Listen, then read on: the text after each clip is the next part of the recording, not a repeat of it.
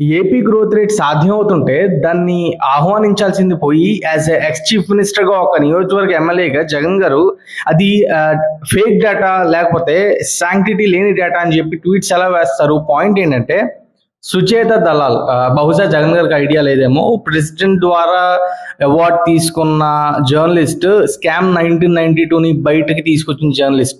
ఒకవేళ అలాంటి వాళ్ళని ఏపీ గవర్నమెంట్ కొనాలి అనుకుంటే వాళ్ళని హర్షిత్ మెహతాని కొనేవాడు. సో పాయింట్ ఏంటంటే ఆ డేటాలో ఎలాంటి అబద్ధాలు లేవు. పాయింట్ నెంబర్ 2 ఏంటంటే ఏపీ గ్రోత్ రేట్ 15% ఉండాలి అనేది యాజ్ ఎ చీఫ్ మినిస్టర్ గా సిబిఎన్ 2014 నుంచి అనుకుంటున్నారు.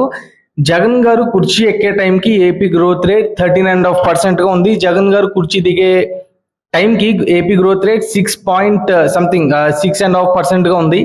జగన్ గారు దిగిపోయిన తర్వాత 2% 1 year లో పెరిగింది అంటే ఇంకా ఎలాంటి ట్వీట్లు వేస్తారు? ఫేక్ ట్వీట్లు.